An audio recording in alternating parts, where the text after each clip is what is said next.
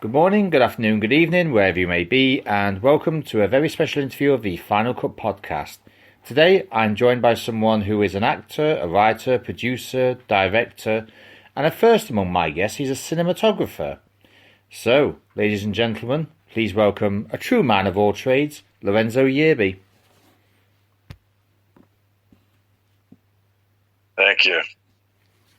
How are you doing today? I'm doing pretty well. Just at the house relaxing and enjoying this time being inside, I guess. As majority of us are. So obviously you're an actor. So obviously, first question is, how did you get started out? The way I started, I guess as everyone always says, it's something I wanted to do since I was a child, and I thought you had to have all this money to do it. And one day I was at the library and I was just researching, how to get into the industry, and I was looking up extra work. And this guy who I haven't seen again since I've met him and been around him for about 45 seconds of my life, he walked up to my computer and he says, "What are you doing?" I said, "Well, I'm trying to figure out, how to get into acting." And his name was Theater Salazar. And he showed me some websites of how to find extra work. And I started working with Extras Casting Atlanta. And then I think one of the first projects they cast me as an extra on was ATL. And it was, I think the director at the time, Chris Robinson, was having a rough day. And I guess I made him laugh a couple of times. He bumped me up and gave me a little small role in the film. And after that, it was just, I couldn't leave it. I was definitely, as they say, bitten by the bug. And, I knew acting was what I wanted to do. So in the intro, I basically described you as a jack of all trades. Is that pretty much true? Yeah, pretty much. I think it started with, being an actor. I didn't see a lot of the roles that I wanted as far as being an African-American actor. Yeah. So I started studying screenwriting. And so I said, I'm going to go ahead and shoot my own projects. But then you find out it's hard to get people, to work with you, especially when you don't have a budget and you don't have a lot of money. So I said, well, I'm just going to study how to do all the different things. And you learn different positions as you go. And I started studying lighting and editing and all that kind of stuff. And so that's kind of where that came from. If you want to get it done, you'll find a way. Everyone does find a way eventually. So now you did a short film where you literally did everything. Is it easier or is it a bit harder doing everything? Well, it's easier in a way because, you have the vision in your head and you're not having to run it by everyone else and try to get them to understand your vision. And, but it's harder because you are the only person doing everything. And so, but it's like I said, when you have a small budget or don't have a budget, it's kind of the way it has to be. But, I found a way to, found my niche or whatever and how to work fast doing it. And it turns out pretty well, I guess. But it can be harder or easier. It depends on how you look at it.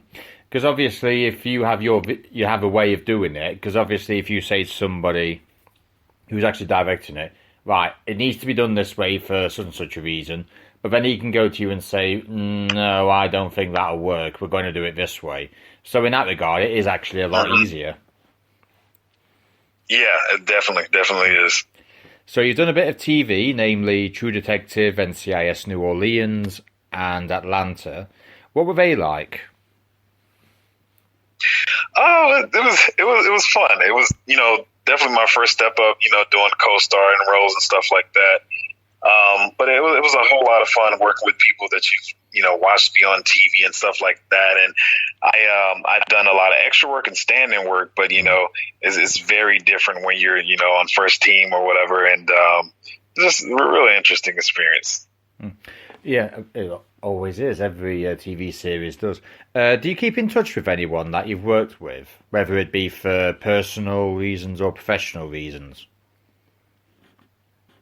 Yeah, actually I do. It's actually funny. I worked on one show, Atlanta, that was, produced by Donald Glover. Oh, yeah. And I met an actor on there named Cranston Johnson, and me and Cranston actually worked on the 24th together. He was Sergeant Clinton in the film. So it was kind of interesting. We kind of stayed in contact and ended up working together on a film together. And, still stay in contact with Michael T. Williamson now and just trying to learn from his experience and everything like that. So, yeah. That's funny that you just mentioned the 24th, because that was going to be the next question. You can be seen in the 24th as of right now. Right now it is, isn't it? I'm sorry. Yeah, but you can. The 24th is out now, isn't it? Yes, it is. So, can you tell us anything about it without venturing into spoiler territory too much? Well, yeah, it's about the 24th Infantry in 1917, and pretty much these guys were just really excited about going to war in France, but they kind of got stuck at Camp Logan, just overseeing and protecting. Like I say, the construction workers, and it's not what they signed up for. They signed up to go to war and go over the waters and see France. But they end up getting stuck at Camp Logan and experiencing a lot of racial tension. And so at that time, the country is going through two wars. Going through the world or overseas and the war between racism and stuff. So you think you're going to escape it, but it's right at home. I say, I'll just ask this quickly. Where is it out? Is it in cinemas or is it on streaming services? Well, right now it's on video on demand. It's on Amazon, Google Movies, iTunes, Apple TV, and some of the cable providers here also. I have Amazon and Apple TV, so I shall go and have a look for it. Now that you've said that. I'm going to say there is some familiar faces in the cast list of 20. I recognise Thomas Hayden Church, who was in Sam Raimi's Spider-Man, and McKelty Williamson, who I think has just been about everything. So how did it feel? How did it feel starring opposite, I'll say, two acting legends? Oh, at first it seems very unreal. I think that's how it is with everybody. You see them on the movie screen, you see them on TV, then you see them in person. It's like, it's kind of awing and getting the chance to work with them. But, when you're on set, you got to realize that you're in a movie with them and you have to put forth, your best effort and, not be starstruck. You just have to put the work in and realize that, you're not on their same level as far as stardom, but, you're working with them and you just got to be professional about it. And you were put there for a reason, obviously, that the producers and the people making the movie believe in you. So they want to see you put forth that same effort. You got to kind of be on the level of these legends. Which you have to be. I mean, I actually do know that feeling because I actually went about 100 miles away once for an interview, and there was this one guy who I've absolutely loved as an actor. I just literally just went all tongued. I was like, I couldn't say anything. He said hello, and the next thing I'm like, right, what do I say? I want to say hello back, but I can't. So, obviously, it's a lot, like you said, it's a movie based on real life events. Is it actually hard making a movie based on real life events? Yeah, I think it is because, when you're making a movie, you want to stay true to the story and the screenplay that is written. But when it's, fictional, you can kind of play with it a little bit and improv and do a lot of different things. But when I feel like when it's a real life story, you have to stick to that story and you want to respect the story that actually happened, And of course, in the production world, we make little tweaks and make stuff loosely based on the real story. But you want to, respect the story that actually existed. So it's just a little less freedom, I guess you would say. Yeah. So obviously that is like Lorenzo has said. Sorry, I do apologise. I'm getting a bit tongue-tied at times. It's available now on Amazon Prime and Apple TV, to name but a few. So the man himself says it's on there, so go and check it out. Now, I do want to finish with A Seat at the Table and Selfless, movies where you literally did everything. How long did it take to do everything from start to finish? So from the concept in your head to the actual final bit where you were like, right, it's all finished, it's ready to be released. The funny thing is, we actually did this short film for a competition, and we actually only had 12 hours. So it was, we had to upload it at midnight. I think we started at 12 noon, and it was just trying to get the idea together because it was for a lighting competition. So it wasn't written to be, necessarily a narrative short film. It was based off the lighting and seeing how many different, I can just say lighting tricks that you could do in one room because the short film had to be in one room in one location. So was based around the lighting, and I just tried to write a narrative around the different lighting effects that I wanted to use. But yeah, we only had 12 hours to do that, and the team I worked with was great. I think I had someone helping me with the boom, of course, but everything else was just run and gun, and everybody worked together, and we got it done. Well, say if you did a movie in 12 hours, it's definitely one feat. But I will say, did you ever watch them back and think, nope, I kind of wish I'd done this differently, or I'm not happy with this now looking back at it? Oh yeah, always, definitely. I use short films as a way to learn, as a learning experience. I haven't really written anything yet that I strictly based on narrative. Everything I do in short films, learning experience, how to better do the lighting or the compositions of the scenes or whatever it may be, or how the music works with the film. But yeah, every time I look at them, I'm like, oh man, I should have did that way different. But you learn every time you do a film. And not to mention, it's a case of once you've done it. It's like, yes, I could do this differently, but you incorporate that into the next movie you do. It's like, right, I did this, I watched it over, I wasn't happy with this, so I've got to make sure I don't do that next time. Exactly. I tell people you kind of have to be your own worst critic, because a lot of people are praise you maybe because you're doing something that they can't do, but you have to be able to critique yourself if you want to get better, or I think you'll come short of the greatness that could be you. Well, I'm going to say there's been many directors who have started off with short movies and not very expensive movies, and have done quite well for themselves. So who knows? Yeah, exactly. Right, this is actually a first for me, because you are the first cinematographer I've had. So have you got any advice for any budding cinematographers out there? Like, what is the key to a good camera shot? How do you get all the the finest details, or the details that actually are relevant into shot, and from what angle? Well, I think you said part of the answer there. You want to make sure, anything you're putting in the shot or in the scene is, is necessary. You don't want to just do something because you think it's cool. It has to flow with the story. And I think one of the things that's really important to cinematography, even though it's, looked as the gaffer's job, you definitely have to learn lighting. Definitely learn lighting. It's one of the most important things that I've learned from doing my first film. I think I had maybe one. I don't even know if I had two lights doing my first short film, but you realize how important lighting is, and to learn it. And composition also, you want to make sure you're framing your shots right. It's a lot of things you just really have to study when it comes to cinematography. It's not just pointing to shoot the camera or having a 4K camera, but I would say lighting and composition are the two most important things to study. So, is there any other tips regarding being a good cinema photographer? I would say learning how different lenses work, the different looks they give you, because each lens has a different look. When you talk about focal lengths and that type of stuff, and a lot of people are into anamorphics and stuff like that. But there's so many things to learn before you get to those types of things. Just learning how each lens evokes a different emotion. Just how to use those different lenses. Sound advice.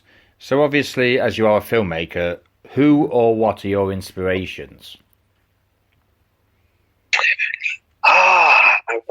Do you mean strictly filmmakers, as in producers and filmmakers, or actors, or just filmmakers themselves? Just filmmakers. But if you want to name actors as well, you can. I'm sorry, say that again? But you can do anything else aside from filmmakers if you wish. Okay. Well, I would say as far as filmmakers right now, it fluctuates. I see a lot of different filmmakers' work that I like. But right now, I'm really feeling Jordan Peele and Rian Johnson. I'm a big fan of Looper and Knives Out and Jordan Peele's work. With Us and Get Out. I just think they're really visionaries. They really get their vision done the way they want it done. And I'm really big fans of them. I love Knives Out. I really do. Give me that over majority of the rubbish stuff we have nowadays, because the minute you say Knives Out, I'm hooked. And Jordan, actually, you mentioned Jordan Peele. I'm quite looking forward to what he does with Candyman remake. Yeah, it's definitely going to be interesting. I've been following him since it was the Key and Peele show, and I've always known that he had something special in him. I wasn't even expecting, him to come out with the type of films that he's coming out with now, but he's definitely a talent. He's also one of those people or directors who can actually offer up a good twist that you don't see coming. I mean, I have actually watched Get Out, and I didn't think the twist was what it actually was. I thought it was something else. Mm-hmm. Which is always nice because you don't want to be too obvious with what you do in movies as a director. Otherwise, it just makes you go a bit stale. It's kind of like, yes, we've seen the movie before, we've seen his movies before, we know it's going to be this. But yeah, I was actually quite surprised. If you can do that with me and put a twist in I don't see coming, then that for me as a movie has succeeded, because usually I'm quite good at sniffing out the obvious plot twists. Right. Yeah, and it goes back to what we were talking about earlier with the short films. I think he's had a lot of practice when he was doing the comedy skits with the Key and Peele. And I would, even when watching the 2-minute skits, sometimes there would be a twist at the end that I didn't expect. So he's had a lot of practice there. And he's put it to good use as well, because the majority of his movies he's made have been quite good.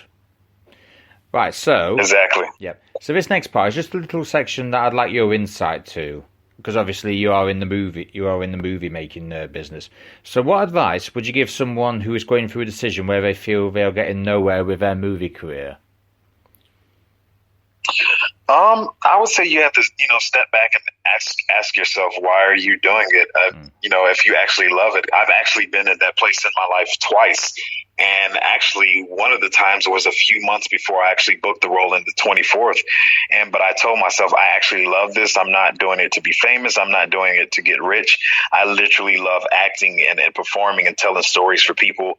And, just getting a reaction out of people. I remember when I was doing stage plays, I would love when I would get a reaction from the audience. Sometimes there would be children or kids in the audience, and they would be laughing because maybe the material was making them uncomfortable. Yeah. And I would focus my energy on that particular audience member and completely change their emotion while they were watching the stage play. So, stuff like that for me is why I do it. Yeah, I'm going to say, if you can get an emotional response from someone, then your job as an actor is well and truly done.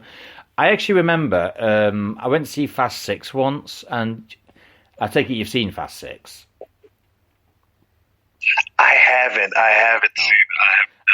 I'll not ruin it for you. It's all right, but there is a moment where Luke Evans does something, and the result of that was literally somebody in, I think it was the front row where I was, literally shouted. I'm not kidding. I'm genuinely serious when I say this. He went, "Kick his ass!"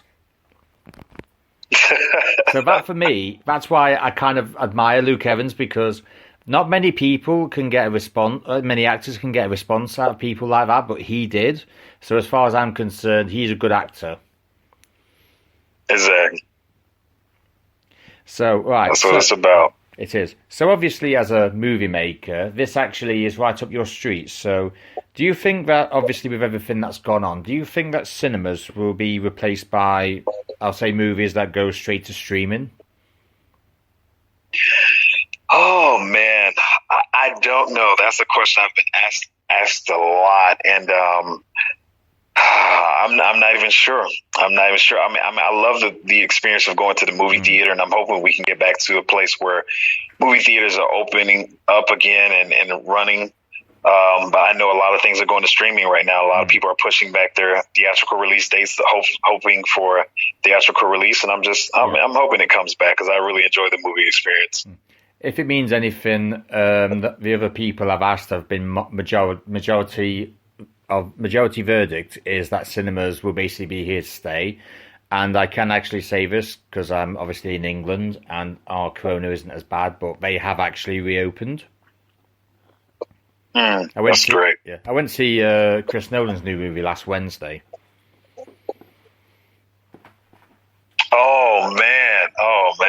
The only thing you're lucky. The only thing I'll say about that movie is I have to watch it twice, because it's just that complex and that integrated. It's a case of you need at least two watches of it just to kind of wrap your head around everything. Mm-hmm. I'm a movie reviewer as well, and I've literally said to myself, right, I need to watch this again, just so I understand it, and so I'm not talking gobbledygook. I think that's a good movie. Then, if you have to watch it twice, that's a good one. That's Chris Nolan's raison d'etre. He just likes confusing people. I mean, I think Inception's the bit at the end of Inception's not really been answered. I mean, the finale of Dark Knight hasn't really been answered. Memento is fair enough, easily enough sorted. I hear that conversation all the time. That's so true. I was just talking to somebody about that the other day. Mm. But it's good because it leaves the ending open for the audience to think about it. It makes them continually think about it, and like you said, it'll make them watch it over again and try to figure out. So that's why I consider him one of the greatest filmmakers ever to have lived. Yes. Yeah. So let's talk about you. So aside from movies, what are you passionate about?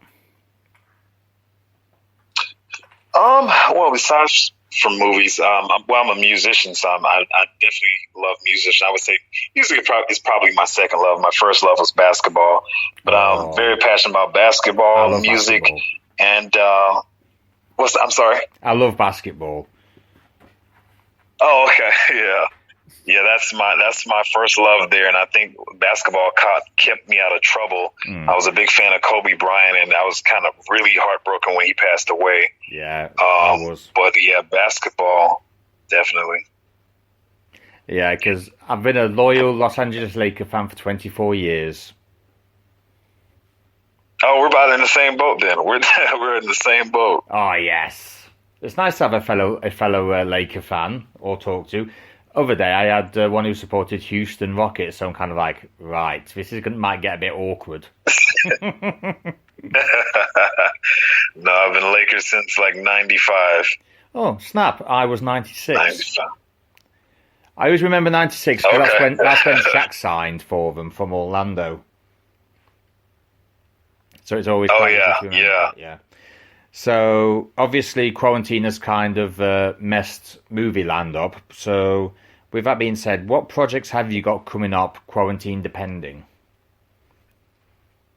Well, I've been talking to a couple of producers about different films. Some producers I worked with before. And also, I helped with a table read as this production company was reworking the script. And so, I think they're looking to go into production soon. But like you said, depending with quarantine and everything, trying to figure out the right time to start filming. So we'll see what happens, but I'm definitely hoping to get back to work soon. And I hope you do get back to work, to be honest. I hope everybody does, and normal life can resume. So, with that said, what would you like the future to hold for you? The future to hold. I'm looking to get some of my screenplays screened and into production. I love acting. I love writing just as much.